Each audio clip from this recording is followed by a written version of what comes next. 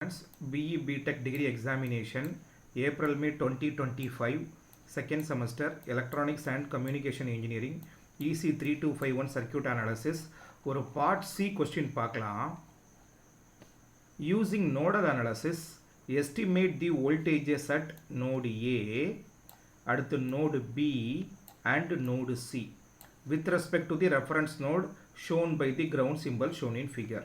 சரி, அப்போ அவங்க என்ன பண்ணியிருக்காங்க, நோடு வோல்டேஜ் யூஸ் பண்ணுங்கள், at the same time nodal method வேறு வேலையை இன்டெரக்டாக கேட்டிருக்காங்க, அவ்வளோதான். நோடு வோல்டேஜ்னால் என்ன அர்த்தம், நோடல் அனாலிசிஸ் தானே அர்த்தம். சரி, ஓகே. படத்தில் அவங்களே தெளிவாக நோடை மென்ஷன் பண்ணிட்டாங்க. அப்போ நமக்கு வேலை மிச்சம், நம்மளாம் நோடு எடுக்க வேண்டிய அவசியம் இல்லை, அவங்களே கொடுத்துட்டாங்க. அப்போ இது VA, இது VB, அடுத்து இது VC. அப்போ மொத்தம் நம்மக்கிட்ட 3 நோடு இருக்குது. அப்போ ஃபஸ்ட்டு நோடு 1க்கு ஈக்குவேஷன் எழுதுவோமா, நோடு 1 அப்படி இல்லைனா நோடு ஏ, நோடு ஏக்கு ஈக்குவேஷன் எழுதுவோம். நோடு ஏ பொறுத்த வரைக்கும் என்ன அர்த்தம், இந்த பிரான்ச்சில் அப்படியே நீங்கள் இந்த ரெசிஸ்டரை பார்க்காதீங்க, இந்த பாயிண்டில் இருந்து அப்படியே ஏதோ 6 ஆம்பியர் கரண்ட், ஒரு 6 லிட்டர் தண்ணி கீழே போகிற மாதிரி இமேஜின் பண்ணுங்கள். அப்போ 6 ஆம்ஸ் கரண்ட்டு கீழே போகுது. அப்போ ஃபஸ்ட்டு 6 ஆம்ஸ் கரண்ட்டு அதாவது சோர்ஸாக இமேஜின் பண்ணாதீங்க. சோர்ஸ்னால் என்ன பண்ணணும், அப்பு வேர்டில் ஆரோ கொடுத்துருக்கணும். ஆனால் இவங்க என்ன கொடுத்துருக்காங்க, டவுன் வேர்டில் கொடுத்துருக்காங்க.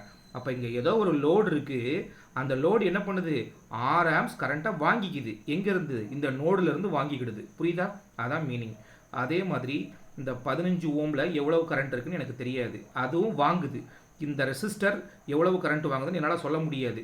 அப்போ இப்படி இங்கே ஏன் சார் 6 போட்டிங்கன்னா, 6 arms current is coming out from this node, அதனால் 6 தெளிவாக போட்டுட்டேன். இதே மாதிரி இந்த 2.5 ஆம்ஸ் அதையும் நான் போட்டுக்கிறேன். போட்டால் ஈக்குவல் டு 0. இது வேறு ஒன்றும் இல்லை, கிர்ச்சாஃப்ஸ் கரண்ட் லா நான் எழுதியிருக்கேன். சரிங்களா, சரி. இப்போ 6 ப்ளஸ்ஸு இந்த 15 ஓம்ஸில் உள்ள current பார்த்துருவோமா, VA as per ஓம்ஸ்லா V/R தானே, VA by 15. அடுத்து I25 பார்த்துருவோமா, VA minus VB by 2.5. சரி, அது 25ல் 2.5 இஸ் ஈக்குவல் டு 0. ரைட். இப்போ என்ன பண்ணலாம், இந்த ஏ அப்படியே அழித்து கொண்டு வந்து ரைட் சைடில் கொண்டு போயிடலாமா. அப்போ ஏ ரைட் சைடில் வந்தால் என்ன ஆகுது, -6ன்னு மாறிடும். கரெக்டாக, ரைட். இப்போ இதுக்கு நம்ம எல்சிஎம் எடுப்போம். எல்சிஎம் எடுத்தால் என்ன வரும், எல்சிஎம் எடுத்தால் காமன் 15. இங்கே VA அப்படியே இருக்கட்டும். இது எதால் பெருக்குனா உங்களுக்கு 15 கிடைக்கும், 6ஆல் பெருக்கணும். 6 2 12, 6 6 3, அப்போ 15. அப்போ மேலேயும் 6VA minus 6VB is equal to -6. கரெக்டாக. அப்போ இந்த 15 இங்கே போனால் என்னவாகும், 15 இன்ட்டு 6 மைனஸ் 90. இந்த பக்கம் என்ன இருக்கும், 7VA minus 6VB is equal to 90.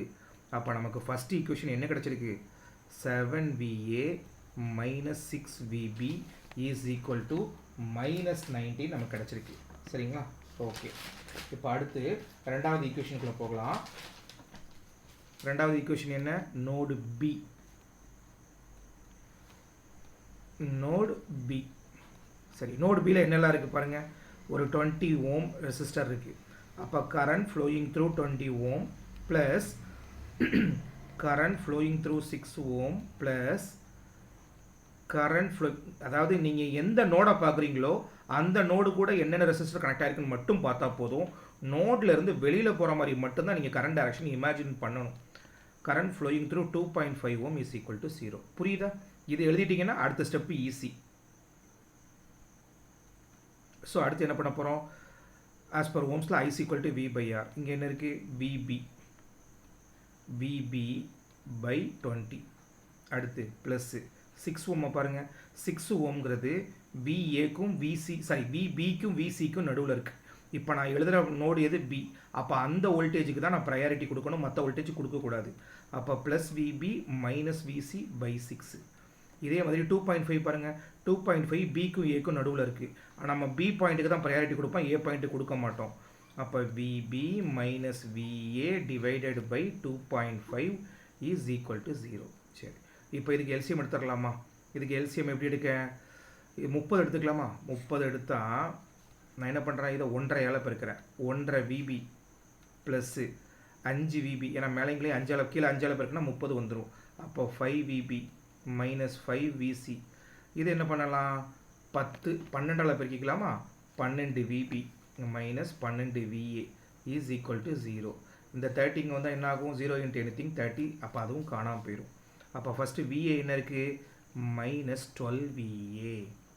அடுத்து விபி என்ன இருக்குது ஒரு 1.5 ஒரு 5 6.5 ஒரு 12 அப்போ 12 5 17 18 விபி ஆயிருமா ப்ளஸ் 18 விபி.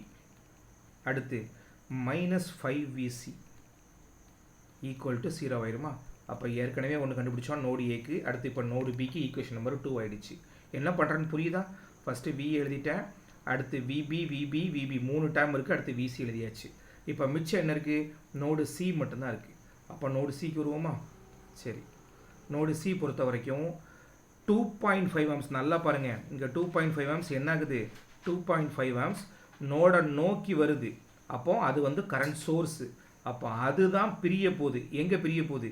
இங்கேருந்து வரக்கூடிய 2.5 ஆம்ஸ் தான் இப்படியும் இப்படியும் பிரியும். கரெக்டாக? அப்போ கரண்ட் ஃப்ளோயிங் த்ரூ 4 ஓம் ப்ளஸ் கரண்ட் ஃப்ளோயிங் த்ரூ 6 ஓம். சரி, அப்போ இங்கே 2.5 அப்படியே இருக்கட்டும். இந்த கரண்ட் ஃப்ளோயிங் த்ரூ 4 ஓம் நம்ம எப்படி எழுதலாம்?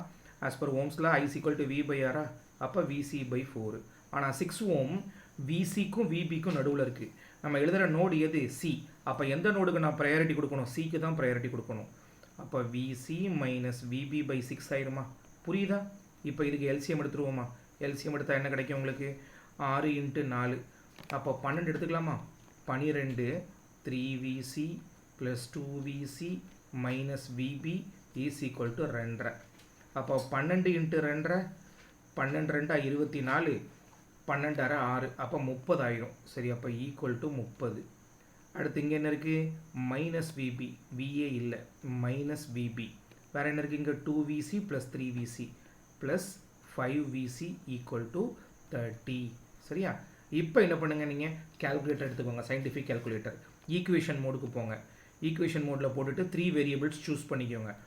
சூஸ் பண்ணிவிட்டு ஃபஸ்ட்டு A1 B1 C1. விசி வந்து இல்லை, அப்போ C1 ஃபஸ்ட்டு என்ன பண்ணணும்?